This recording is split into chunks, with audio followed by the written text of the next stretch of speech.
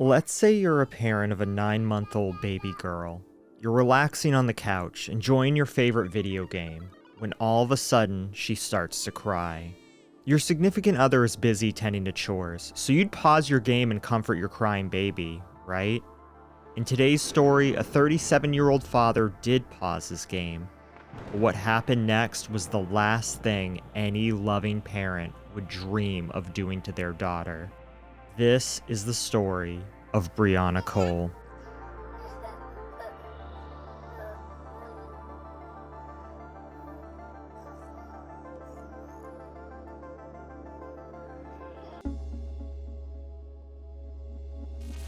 Benjamin Cole didn't grow up in a traditional home. Instead, he grew up in an Oklahoma junkyard, where most days he was surrounded by rampant drug and alcohol use. In fact, Benjamin's mother used drugs and alcohol while pregnant with him. At an early age, Benjamin began drinking to cope with years of verbal and physical mistreatment by those around him. He was even essayed during this time. Around the age of 10 years old, Benjamin took to huffing gasoline in order to get high. He managed to stay in high school and get his high school diploma, but by the age of 18, he began to display all of the markers of a person that was beginning to struggle with severe mental illness. Despite not being able to make or keep any friends, Benjamin still managed to get married and had a young son, Benjamin Jr. In 1984, while living in California, his wife accused him of causing harm to their 6-month-old little boy. Now, what kind of harm, you might ask? Benjamin Jr. suffered a cigarette burn to the eye, bruises on his arm, head, torso, and groin, as well as a broken ankle. Subsequently, Benjamin was arrested and convicted of aggravated harm to a minor, and he spent 2 years in prison. Benjamin became isolated and withdrawn. He was often depressed and he did not keep many friends. He struggled with long periods of unemployment. He was discharged from the United States Air Force in 1987, a year after joining, after he displayed impulse control problems and substance use issues. After this, Benjamin's first marriage dissolved. Later, so did his second. But he never gave up on looking for love. In 1998, while he was living in a tent under a bridge in Claremore, Oklahoma, Benjamin met a woman named Susan Young, and the two would later have a daughter, Briana Victoria Cole. By the time Briana was born, Benjamin couldn't hold down a job and was drinking heavily. The two moved into a small home on Cherokee Nation tribal land, as Susan was a registered member. It should be noted that their house, located at 320 South Moore Avenue, was located 400 feet away from the Claremore Indian Hospital. Remember this detail because it will become important. On December 20th, 2002, Benjamin was busy playing Nintendo games. It's been noted by multiple sources that the game in question was part of the 007 franchise, but it's unclear which installment it was. Now, James Bond 007 Nightfire was released the same year on GameCube, so it's possible that was the game in question. Benjamin was fully engrossed in his game when all of a sudden Briana, now 9 months old, began to cry. Her mother had just put her down for a nap before going outside to hang wet laundry on the clothesline. Annoyed and feeling interrupted by Briana's crying and fussing, Benjamin grabbed his infant daughter by the ankles while she was on her stomach. Now, what Benjamin told police was that he was trying to flip Briana over onto her back in an attempt to make her stop crying. What he actually did was forcefully push the heels of her feet towards her head, bending her completely in half backwards before he flipped her on her back. He then went back to his video game and left his daughter to die in agony in her crib. Briana's spine was broken, her aorta torn completely in half. She ultimately bled to death. Benjamin kept playing his game like nothing had ever happened. When confronted by his wife, Susan, Benjamin denied that there was anything wrong with Briana. Believing him, Susan gave her daughter some time, but quickly found that Briana was turning blue. Finally, Benjamin told Susan to contact emergency services, and he attempted CPR. However, he said nothing to the first responders about what had happened. Briana was eventually taken to a hospital, but unfortunately, she could not be revived. Now, some sources claim that Briana died at the hospital, but according to the medical examiner's report, a baby sustaining an injury of this nature would die within minutes According to police, Benjamin took his wife home afterwards and told her that he wanted to try to have another baby. The next day, Benjamin was confronted by police after being told that a pathologist had deemed Brianna's death a homicide, and he confessed to everything. According to reports, after being placed under arrest, Benjamin's response was, "How many years am I looking at?" Benjamin Cole was charged with Brianna's homicide. He was ultimately found guilty on December 27, 2002. The sentence? Death. Susan was also held responsible due to her inaction. For failure to seek immediate medical attention for her infant daughter, she was sentenced to 13 years in prison and was released in 2017. The state of Oklahoma has been rather busy carrying out death sentences recently. Historically, Oklahoma has put a total of 198 men and 3 women to death between 1915 and 2022 at the Oklahoma State Penitentiary. 82 were killed by electrocution, 1 by hanging, and 118 by lethal injection. The last death by electric chair took place in 1966. It should be noted that the states of Oklahoma and its neighbor Texas account for 10% of the US population and 45% of its executions. Now, regarding Benjamin Cole, there is an important factor surrounding his case. And for the sake of complete information, we are going to talk about it, but to do so, we have to give some background information on the death penalty in Oklahoma. Regardless if you are for or against capital punishment, it should be noted that executions in Oklahoma have been filled with protocol violations. In October of 2021, in the state's first capital punishment in 7 years, prisoner John Grant convulsed and threw up repeatedly after being administered lethal injection. Capital punishment had been on pause in Oklahoma following the staying of Richard Glossop in 2015 and the botched lethal injections of Charles Warner in 2015 and Clayton Lockett in 2014. Now, Richard Glossop was scheduled to die in September of 2015, but then Oklahoma Governor Mary Fallin issued a last-minute stay of execution after it was discovered that the Department of Corrections received a shipment of potassium acetate instead of potassium chloride. An autopsy report revealed that the state used the wrong drug, potassium acetate, to execute Charles Warner in January of 2015. Now, according to witnesses, Warner said, "It feels like acid and my body is on fire," whilst being executed. Clayton Lockett's April 2014 execution was also botched. A report issued after his death found that after trying for 51 minutes to find a vein, a phlebotomist misplaced the IV line that was intended to deliver the lethal drugs into Lockett's bloodstream. Instead, the drugs were delivered to the surrounding subcutaneous tissue. Lockett writhed on the gurney and mumbled before being pronounced dead 43 minutes after the procedure began. An investigation team later revealed that the faulty insertion of the intravenous line and lack of training of the execution staff contributed to these problems. But how does this apply to Benjamin Cole? Well, it's a common misconception that in the United States, we don't execute the mentally ill. But, in fact, it happens fairly often. The US Supreme Court ruled in 1986 that the constitutional prohibition against cruel and unusual punishment prohibits states from executing death row inmates who have become mentally ill.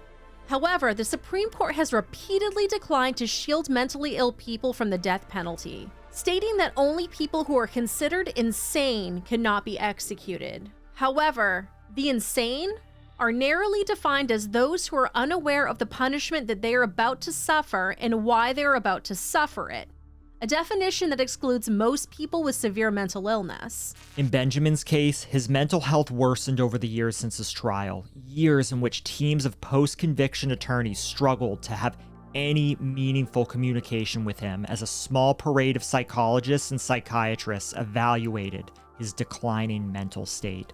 He was diagnosed with paranoid schizophrenia in 2008, and his mental condition had deteriorated as he went untreated for almost 20 years. Many people do not realize that schizophrenia can be toxic to the brain, and left untreated, a person with schizophrenia can undergo brain damage. People with schizophrenia also have higher rates of diabetes and liver and heart disease. We have links in our sources if you're interested in the science surrounding this. While locked up, Benjamin became a religious fanatic, and doctors stated that he was convinced that any discussion about his case would undermine his faith in Jesus Christ and undermine his current saved status. Those beliefs underscored what his lawyers claimed interfered with their ability to work with him on his case. According to his spiritual advisor, Reverend Dr. Jeff Hood, Benjamin claimed that he would be with the Messiah on the date of his execution, or rather, that he was the Messiah. Attorneys and doctors would find Benjamin dirty and unkempt in complete darkness inside of his cell, which he reportedly almost never left unless he was forced to. Now, corrections officers and his case manager told his attorneys that he kept the lights off almost all of the time, and they had no regard for his personal hygiene. In 2015, Benjamin mailed his mother some of his hair and a tooth, and in 2019, he handed one of his attorneys a packet with 2 more of his teeth and a note that his attorneys understood as a request to mail the teeth to his mother. Additionally, a physician who reviewed an MRI performed on Benjamin this year found a lesion on his brain that would be highly consistent with Parkinson's disease. The growing brain lesion made his attorneys repeatedly describe him as largely catatonic. At a court hearing on September 30th of this year, he sat slumped forward in a wheelchair for almost 4 hours. He kept his eyes closed and never spoke. However, Benjamin spoke at length to a state psychologist who examined him this past July at the Oklahoma Forensic Center in Veneta. According to psychologist Scott Orth, he did not witness any substantial, overt signs of mental illness. Benjamin told the psychologist, "They want to make sure I'm competent, and that I realized first that I killed my daughter. And I went through a trial for taking my daughter's life, and a jury found me guilty. They found me guilty of homicide, and I was given the death penalty for that, and I accept responsibility for that." He referred to himself as a super-duper hyperbolic Jesus freak and said he hoped that his spirit would return to "my Father in heaven," in his own words, after he was executed. He also expressed hope that Governor Kevin Stitt, after his execution, might have a change of heart about seeking capital punishment and focusing on death for inmates, and instead focus more on life and rehabilitation, stating, quote, "It's just something I hope he considers and takes to heart. I'll pray for him and the people of Oklahoma that it happens," end quote. The Oklahoma Pardon and Parole Board voted 4-1 in September to deny clemency to Benjamin despite his attorney's pleas for mercy because of his mental issues. The decision meant that Governor Kevin Stitt could not intervene to commute Benjamin's sentence to life in prison without the possibility of parole. In Oklahoma, a governor can commute a death row inmate's sentence only if the board recommends clemency. Warden Jim Ferris testified at the hearing on September 30th, the same hearing where Benjamin appeared catatonic, that he relied heavily on the psychologist's report when he decided that Benjamin was indeed competent. He went on to testify that, quote, "I'll do the right thing no matter what. And if I felt he was incompetent, I have no problem with moving that forward. Not a problem at all. But in this case here, I did not see that," end quote.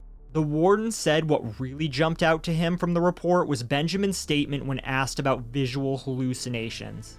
Quote, "Are you asking if I see little green men running around the floor that beam up in a spaceship to Venus to look for the purple monsters? No, I do not see things. I never have," end quote. Benjamin's attorneys had wanted the warden to initiate a process that would have resulted in a jury trial over his mental state. They then asked a Pittsburgh County judge, the Oklahoma Court of Criminal Appeals, the U.S. Supreme Court, a Tulsa federal judge, and a federal appeals court to intervene. All of them refused. The decision by the 10th U.S. Circuit Court of Appeals in Denver not to get involved came shortly thereafter, as did the U.S. Supreme Court's refusal to grant a stay of execution. Benjamin did not request a traditional last meal. Rather, he was served a facility religious meal of vegetarian lasagna, salad, a tortilla, and a fruit drink packet. He also declined to have a spiritual advisor in the execution chamber and did not want any of his attorneys in the witness room. The curtain went up in the execution chamber at 10:04 a.m. the following morning on October 20th. The 57-year-old inmate's last words were a 2-minute-long religious ramble, including a prayer for Jesus to receive my spirit. An appeal such as "choose Jesus while you still can," and "keep your eyes peeled, be ready at all times." Benjamin also declared, quote, "I forgive everyone that I have done wrong," end quote. The lethal injection itself took 16 minutes to complete. Benjamin opened his eyes, trembled slightly once, and yawned as the first drug, the sedative midazolam, flowed into his veins. At 10:11 a.m., Benjamin was declared unconscious. He could be heard snoring inside the death chamber, and at 10:22 a.m., he was pronounced dead.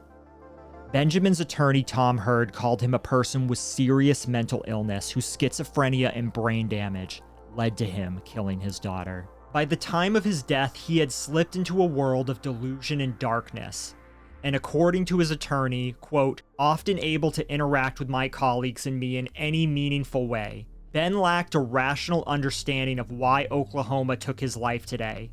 As Oklahoma proceeds with its relentless march to execute one mentally ill, traumatized man after another, we should pause to ask whether this is really who we are and who we want to be, end quote. When asked what he would do after witnessing Benjamin's execution, Dr. Brian Young, who is Brianna's uncle, said, quote, go back to normal as it can be. We should not have to wait 20 years for a 9-month-old baby to get her justice. I'm going to talk to my legislators. I want to see if there's something that we can do to make this a faster process, because 20 years, give me a break. He admitted to it, and there was no question about this, end quote. Donna Daniel, Brianna's aunt, thanked the state for carrying out the sentence and giving justice to her late niece, whom she described as a blonde-haired, blue-eyed baby. Quote, she died a horrific death, and he gets off easy and gets to get a little injection in his arm and goes to sleep in his death. He did not give Brianna the chance to ever grow up, to even have her first Christmas, to meet her family, end quote. The first time Donna got to see her niece was in a casket. She stated that she wished that the media would focus more on Brianna and less on Benjamin. This is something that I seriously wish that we could help her with. However, Benjamin took Brianna away at such a young age, we'll never get to know what she liked or didn't, or what her hopes and dreams were. She never got to take her first steps, say her first words, start kindergarten, or make friends of her own. She never got to go to prom, graduate high school, or go to college. Brianna's life was cut short at just 9 months old. And as of the date of this recording, Brianna Victoria Cole would be 20 years old.